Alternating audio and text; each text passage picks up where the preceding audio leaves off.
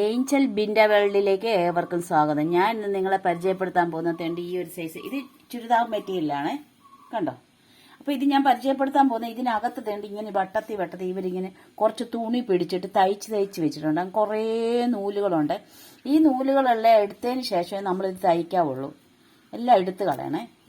ഇതേ കിടക്കുന്ന നൂലുകളാണ്. ഇതൊരു ഡിസൈന് വേണ്ടിയിട്ട് ഇവരിങ്ങനെ ചുറ്റി വെച്ചിരിക്കുന്നത്. അതായത് ഈ നൂല് ഇങ്ങനെ വട്ടം ഇങ്ങനെ വരാൻ വേണ്ടിയിട്ട്, ഇങ്ങനെ കുനുപ്പ് വരാൻ വേണ്ടിയിട്ട് ഇവരകത്തു നിന്ന് ഇങ്ങനെ കുറച്ച് തുണി എടുത്തിട്ട് ഇങ്ങനെ വട്ടത്തിൽ ചുറ്റി വെക്കും. അങ്ങനെ ഇതെല്ലാം മൊത്തം ഇവർ ചുറ്റി ഇട്ടിരിക്കുവാണ്. അപ്പം നമ്മൾ തയ്ക്കുന്നതിന് മുമ്പ് ഇതെല്ലാം എടുത്ത് കളയാം. അപ്പോൾ അതുകൊണ്ട് ഞാൻ ഇതിൻ്റെ നൂലെല്ലാം എടുത്ത്, ഇവിടെ തയ്ച്ച് അവർ വെച്ചിരുന്ന നൂലെല്ലാം എടുത്ത് ഇനി നമുക്കിത് കട്ട് ചെയ്തുകൊണ്ട് വരാം. ചുരിദാറിന്റെ തുണിയും ഇത് തയ്ക്കണം. മറ്റേ ലെഗിൻസ് പോലത്തെ പാന്റ് അതുപോലെ തയ്ക്കണം. കൈക്ക് ലൈനിങ് വെക്കേണ്ട. മോളെ ലെഗിൻസ് പാന്റ് തയ്ക്കാൻ കട്ടിയുള്ള തുണിയാണോ? ഇല്ലെങ്കിൽ നമ്മുടെ ഈ തയ്യലെല്ലാം വിട്ടുപോകും ഇങ്ങനത്തെ തുണിക്ക്. ലെഗിൻസ് ഇച്ചിരി ലൂസായിട്ട് തയ്ച്ചേക്കട്ടെ. അതോ സിഗരറ്റ് പാന്റ് തയ്ക്കണം? സിഗരറ്റ് പാന്റ് ഫിറ്റ് വേണം. ഫിറ്റായിട്ട് കിട്ടുന്നു. ഫിറ്റ് വേണോ? അല്ലേ. അപ്പൊ പിന്നെ ഇത് എന്താ കഴിച്ച ചൂടി ബോട്ടോ? ചുരുക്കം വേണ്ട. അല്ല, അത് നേരെ അത്രയും.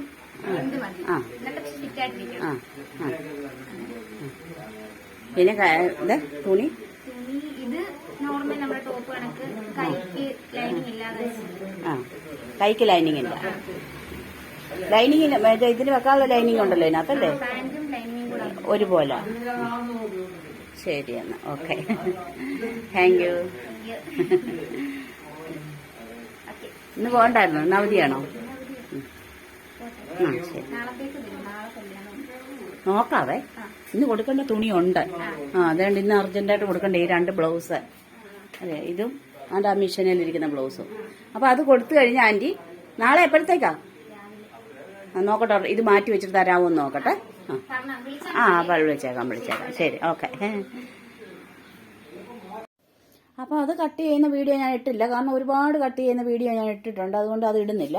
പിന്നെ അത് പിന്നെ തയ്ച്ച് കഴിഞ്ഞ് ഞാൻ കാണിച്ചു തരാം. പിന്നെ തേണ്ടത് ഇത് നമ്മൾ സാരികളാണ്. ഇത് ഈ സാരീനെ ഒരു സാരി 2, 3, 4 ഇതെന്നെല്ലാം ഞാൻ ബ്ലൗസ് പീസ് കണ്ടിച്ചെടുത്തിട്ടുണ്ട്.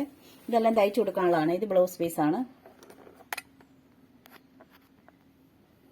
ഇത് ബ്ലൗസ് പീസ്. ഇതിന്റെ ബ്ലൗസ് പീസ്. ഇതിന്റെ ബ്ലൗസ് പീസ്. ഇതിന്റെ ബ്ലൗസ് പീസ്, ഈ വയലറ്റിന്റെ. അപ്പൊ ഇത്രയാണ്. ഇനി ഇത് 4 നമുക്ക് ഇതിന്റെ ലൈനിങ് കൂടെ ഇട്ട് വെട്ടിക്കൊണ്ടുവരാം. നമ്മൾ ആ 4 ബ്ലൗസ് കാണിച്ചെങ്കിലും ഞാൻ ഈ ഒരെണ്ണമേ തയ്ച്ചോളൂ. രണ്ടാമത് തയ്ച്ചുകൊണ്ടിരിക്കുന്നതേ ഉള്ളൂ. അപ്പം ഞാൻ അതിനു മുമ്പായിട്ട് നിങ്ങൾക്ക് പറഞ്ഞു തരാൻ പോകുന്ന നമ്മളുണ്ടല്ലോ, ചിലപ്പോൾ ഇങ്ങനെ തയ്ച്ച് വരുമ്പോൾ ഇവിടെ ആയിട്ട് വരുമ്പോൾ ലൈനിങ് പിടിപ്പിക്കുന്ന ബ്ലൗസ് അല്ലേ, ഇതധികം ഇങ്ങനെ ചുളിവ് വരും. ഇങ്ങനെ വരാതിരിക്കാനായിട്ടാണ്. അത് എന്തെടുക്കണമെന്നറിയാമോ? നമ്മൾ ഇവിടെ ഒരു തയ്യൽ കൊടുത്തേക്കണം. കണ്ടോ, ഇവിടെ ഒരു തയ്യൽ കൊടുക്കുമ്പോഴത്തേക്ക് ഇത് നല്ലതായിട്ട് നമ്മൾ തയ്ച്ച് വരുമ്പോഴത്തേക്ക് ശരിയാവും. അത് ആ തയ്യൽ കൊടുത്തില്ലെങ്കിൽ ഇവിടെ ഒരു ചുളുക്കം പൊങ്ങിയിരിക്കും. അതുപോലെ തന്നെ ഇപ്പുറത്തെ സൈഡിൽ നമുക്ക് ആ ചുളുക്കം വരാതിരിക്കാനായിട്ട് നമ്മൾ ഈ ഷോൾഡർ പിടിപ്പിക്കുമ്പോഴേ ഇത് കണ്ടോ, ഫ്രണ്ടിലത്തെ പീസാണ്. ഒരു ശകലം മുന്നോട്ട്, ഈ ലൈനിങ്ങിനേക്കാളും ഒരു ശകലം മുകളിലോട്ട് കൂട്ടി വെക്കണം. അപ്പോൾ അവിടെയും ചുളിവ് വരത്തില്ല. അല്ലെങ്കിൽ ഒരു ശകലം ചുളിവ് വരുവേ. നമുക്കിത് ഇന്ന് പണി ചെയ്യാൻ പറ്റുമെന്ന് തോന്നുന്നില്ല. തുലാമഴ പെയ്യുവാണ്. പിന്നെ ഇടിമുഴക്കവും ഉണ്ട്, ചെറിയതായിട്ടുള്ള മുഴക്കമുണ്ട്. ഇടിമുഴക്കം നടത്തുമ്പോഴത്തേക്കും നമുക്ക് എന്താണെന്നറിയാം, ഈ കരണ്ടയിലാണ് ഞാൻ ജോലി ചെയ്യുന്നത്. നമുക്ക് ജോലി ചെയ്യാൻ പറ്റാതെ വരും. അപ്പോൾ രാത്രിയായി. ഞാനിവിടെ ചെയ്യുന്ന പണി ഇനി നാളത്തേക്കുള്ള തുണികൾ ഞാൻ വെട്ടി വെക്കുവാണ്. ഇപ്പം നമുക്ക് രാത്രി വെട്ടി വെച്ചാലേ നമുക്ക് നാളെ കയറാനൊക്കത്തുള്ളൂ. അതാണ്. അപ്പം ഞാൻ ഈ ഒരു ബ്ലൗസ്, ഈ 2 ബ്ലൗസും ഇതിൻ്റെ ലൈനിങ്ങും വെട്ടിയെടുത്തുകൊണ്ട് വരാം. ഇത്രയേ ഉള്ളൂ. കേശു എന്താ രാത്രി വന്നേ? കേശു തുണി മേടിക്കാൻ വന്നതാണ് അമ്മയുടെ കൂടെ. കേശു ഒരു നമ്പർ ഉണ്ടോ? ഇത് അപ്പൊ സ്കാനർ തരാം.